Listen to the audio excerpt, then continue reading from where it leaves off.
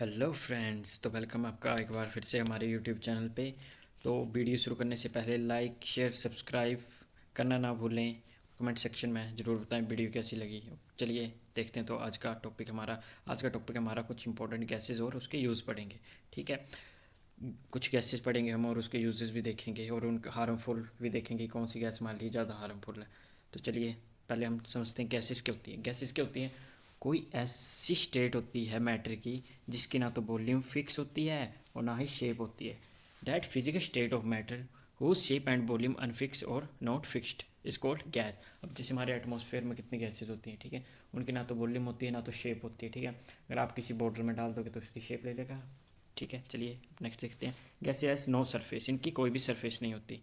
ठीक है, चलिए नेक्स्ट देखते हैं। Diffusion of gases very high and gases easily क्या कहते हैं, डिफ्यूजन इन गैसेस का क्या होता है, वेरी हाई होता है और ये ईजिली कंप्रेस्ड हो जाती है। ठीक है, कोई भी कंटेनर ले लीजिए आप, उसको दबाइए तो कंप्रेस्ड हो जाएंगे। ठीक है, अब चलिए आज हम पढ़ेंगे हाइड्रोजन के बारे में, थोड़ा सा ओवरव्यू करेंगे। Nitrogen, oxygen, helium, methane, carbon dioxide, carbon monoxide. और आपको पता होगा कि हमारे एटमॉस्फेयर में सबसे ज़्यादा कौन सी गैस पाई जाती है, नाइट्रोजन, और सेकंड पे है ऑक्सीजन। ठीक है, तो शुरू करते हैं हम आज का टॉपिक। तो सबसे पहले पढ़ेंगे हाइड्रोजन गैस। ठीक है, तो हाइड्रोजन जो है हमारी नेचर में या एटमॉस्फेयर में कैसे एग्जिस्ट करती है, H2 की फॉर्म में एग्जिस्ट करती है। ठीक है, ये देखिए आपको दिख रहे होंगे कैसे हाइड्रोजन के दो एटम्स मिलके एग्जिस्ट करते हैं और हाइड्रोजन हमें नेचर में H2 की फॉर्म में मिलती है। तो हाइड्रोजन के बारे में पढ़ेंगे। ये पीरियोडिक टेबल का फर्स्ट एलिमेंट है। ठीक है, फर्स्ट एलिमेंट है। ठीक है, तो एटॉमिक नंबर क्या आ गया इसका, 1 आ गया। ठीक है, first element in periodic table. Main point है ये हमारा, नोट कर लीजिए। अगर आप खुद के नोट्स बनाएंगे तो बहुत ही ज़्यादा बेटर है। ये आपको किसी भी एग्ज़ाम में पूछे जा सकते हैं। जनरल साइंस का टॉपिक है। हायर से हायर एग्ज़ाम में पूछ लेते हैं, लोअर से लोअर एग्ज़ाम में पूछ लेते हैं। तो एलिमेंट की बात करते हैं हम सबसे पहले। तो first element in periodic table है और लाइटेस्ट एलिमेंट इन पीरियोडिक, और सबसे लाइटेस्ट एलिमेंट है ये पीरियोडिक टेबल में। एलिमेंट बोल रहा हूँ, ठीक है, गैस नहीं बोल रहा हूँ।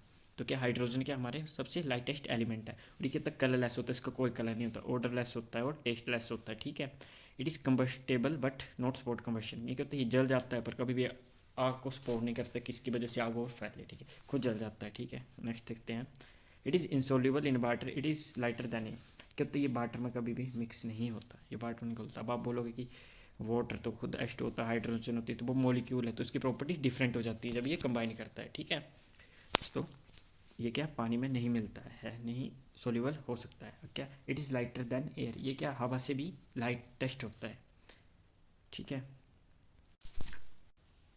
और जो है हमारे हाइड्रोजन को क्या बोला जाता है, भविष्य का ईंधन भी बोला जाता है। ठीक है, कि हम फ्यूचर में इसको एज अ फ्यूल के रूप में यूज़ करेंगे। जैसे गाड़ियों में आपने देखा होगा कि बात करते हैं हम उड़ने वाली गाड़ियों की, फ्लाइंग कार्स, तो वैसे यूज़ कर सकते हैं हम इसको। अब इसके कुछ यूजेस देखते हैं हम। ये क्या अमोनिया बनाने में काम आती है। ठीक है, लेबोरेटरी में।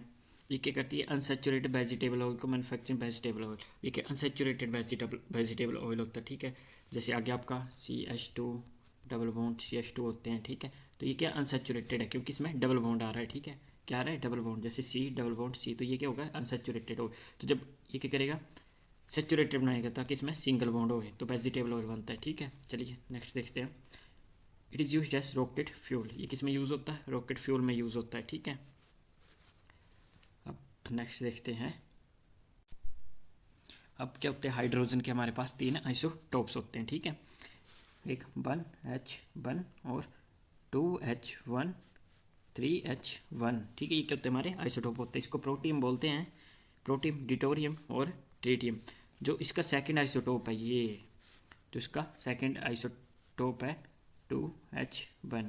ठीक है, या D2O हैवी वाटर बनता है इससे, D2O बनता है। और ये किस में यूज़ होता है, न्यूक्लियर रिएक्टर में एज अ मॉडरेटर यूज़ होता है। ठीक है, ये कुछ पॉइंट हैं जो आपको नेक्स्ट वीडियो में बताऊंगा मैं, जब हम पीरियोडिक टेबल और इनकी प्रॉपर्टी पढ़ेंगे। ठीक है, तो बताएंगे। अब चलिए नेक्स्ट देखते हैं हम।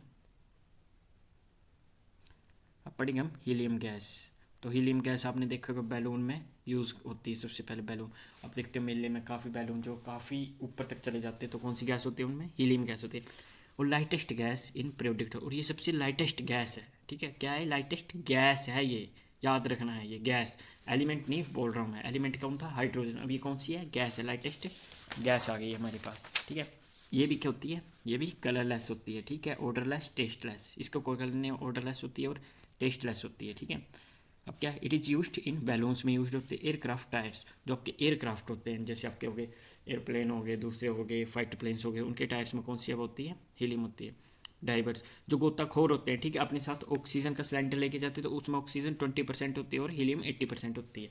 क्यों होती है, क्योंकि हीलियम बहुत ही लाइटेस्ट गैस है, ठीक है, तो ये हेल्प करती है ऑक्सीजन को फ्लो होने में, तो ईजिली फ्लो हो जाए और जो गोताखोर है आसानी से सांस ले सके पानी के अंदर, ठीक है। और जो अस्थमा और के पेशेंट होते हैं जिनको सांस से दिक्कत होती है, तो जब उनको ऑक्सीजन सिलेंडर लगाया जाता है, जो पंप करते हैं, आपने देखा होगा पंप लिया होता है बार, तो उसमें क्या होती है, हीलियम होती है, ताकि वो ईजिली सांस ले सके, क्योंकि लाइटेस्ट है, ईजिली चली जाएगी, ठीक है, हैवीएस्ट नहीं है। चलिए नेक्स्ट देखते हैं हम। अब करते हैं नाइट्रोजन। अब आपको पता होगा सबसे ज़्यादा एटमॉस्फेयर में कौन सी गैस पाई जाती है हमारे पास, नाइट्रोजन, और ये भी नेचर में कैसे एग्जिस्ट करती है, N2 की फॉर्म में, कभी भी सिंगल फॉर्म में एग्जिस्ट नहीं करेगी, N2 की फॉर्म में करती है, और आपस में ही कैसे बॉन्ड बनाती है, ट्रिपल बॉन्ड बनाती है, ट्रिपल बॉन्ड, ये इनके लोन पेयर हैं, ठीक है, बॉन्ड, और ये भी कलरलेस, ऑर्डरलेस और टेस्टलेस होती है, इसका कोई कलर नहीं होता, इसकी कोई स्मेल नहीं आती, और ये क्या होती है, टेस्टलेस होती है।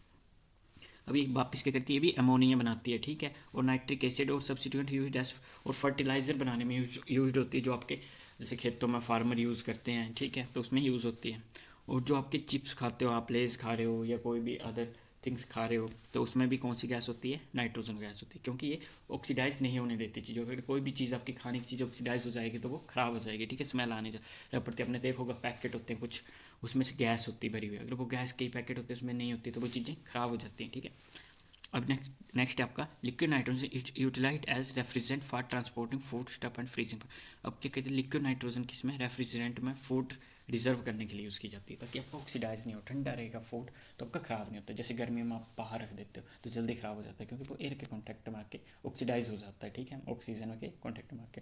अब जितना टेम्परेचर लो होगा उतना फूड आपका सेफ रहेगा, जब फ्रीज में डाल देते क्यों डाल देते, ताकि फूड आपका ख़राब ना हो, ठीक है। चलिए नेक्स्ट देखते हैं हम, ऑक्सीजन की बात करते हैं। अब ऑक्सीजन तो आपको पता है सबसे मेन पॉइंट, हम सांस लेते हैं तो कौन सी गैस ले रहे हैं, ऑक्सीजन गैस ले रहे हैं, ठीक है। ऑक्सीजन कैसे एग्जिस्ट करती है नेचर में, ऑक्सीजन O2 की फॉर्म में एग्जिस्ट करती है, कैसे करती है, O2 की फॉर्म में, O डबल बॉन्ड O बनाती है, ठीक है।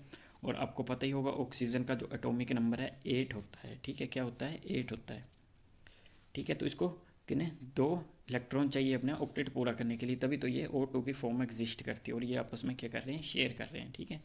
तो ये अब ऑक्सीजन जो है most abundant element in earth crust है, क्या है, most abundant element in earth crust, सबसे ज़्यादा पाए जाने वाला एलिमेंट है ये, ठीक है। और नाइट्रोजन क्या था, हमारा गैस थी, सबसे ज़्यादा पाए जाने वाली, ठीक है। तो ये चीज़ें याद रखनी, कन्फ्यूज़ नहीं होना है। अब ये कहाँ पे यूज़ की जाती है oxygen, manufacturing of glass and stone product and mining, जो माइनिंग में यूज़ होती है आपके, ठीक है, जैसे आपकी खाने होती हैं कोयले की वगैरह, वहाँ पे यूज़ होती है, और ग्लास बनते हैं आपको जो कटिंग वगैरह शेप देते हैं उसकी, उसमें यूज़ होती है, और ब्रीथिंग तो आपको पता, और ये रॉकेट फ्यूल में भी यूज़ होती है, ठीक है। पहले हम क्या करते थे, बड़ी पहले रॉकेट फ्यूल में यूज़ होती है, अब बोलोगे रॉकेट फ्यूल में तो हमने दूसरी गैस पड़ी, लेकिन ये भी यूज़ होती है, जो अलग अलग इंजन होते हैं वो आपके रॉकेट फ्यूल के इंजन पे डिपेंड करता है, ठीक है। आप नेक्स्ट देखते हैं इसके कार्बन डाइऑक्साइड। कार्बन डाइऑक्साइड देख लीजिए, CO2 क्या होती है, CO2 फैक्ट्री, ये फैक्ट्री और ये हमारा धुआं निकल रहा है, तो कौन सी गैस निकली है, कार्बन, ये होती है कलरलेस और ऑर्डरलेस होती है, और at low concentration gas is odourless, तो क्या होती है, लो कंसनट्रेशन पे क्या होती है, ऑर्डरलेस होती है, और ये टेस्टलेस होती है, ठीक है। और ये क्या होती है, टेस्टलेस होती है, टेस्ट लेस भी होती है, ठीक है। अब कहाँ पे यूज़ की जाती है ये, फॉर ड्राई आइस में, ड्राई आइस बनाने में यूज़ की जाती है, ठीक है। जैसे आपके पास एरोप्लेन है, ठीक है, उसमें रेफ्रिजरेटर नहीं होते, तो वो वहाँ पे क्या कहते हैं, ड्राई आइस यूज़ की जाती है। और आपकी सबसे सॉफ्ट ड्रिंक्स जब कोई भी बोतल ओपन करते आवाज़ से आती है, कोई गैस रिलीज होती है, वो कौन सी होती है, कार्बन डाइऑक्साइड, ठीक है। वो उसको क्या करती है, उसको ख़राब होने से बचाती है, ठीक है। अब जो आग लग जाती है तो फायर एक्सटिंग्विशर का भी यूज़ करती है। अब जैसे अब आपकी किसी बिल्डिंग में आग लग गई, ठीक है, जस्ट इमेजिन आग लग गई, तो यहाँ पे क्या होगा, यहाँ पे वायर भी होंगे, ठीक है, वायर्स भी होंगे, तो आप वाटर यूज़ नहीं कर सकते, क्योंकि करंट पास हो रहा होगा, इलेक्ट्रिसिटी होगी, तो आपको पता है water is a good conductor of electricity, ठीक है। तो उसकी जगह पे क्या यूज़ करते हैं हम, उसकी जगह पे क्या यूज़ करते हैं हम, कार्बन डाइऑक्साइड होती है, ठीक है, हमारे पास फायर एक्सटिंग्विशर, तो उनको यूज़ करते हैं। अब चलिए नेक्स्ट देखते हैं, कार्बन मोनोऑक्साइड की बात करते हैं, ठीक है। अब ये को क्या है, ये इसको बोलते हैं CO बोलते हैं, ठीक है, C होती है ये, ठीक है।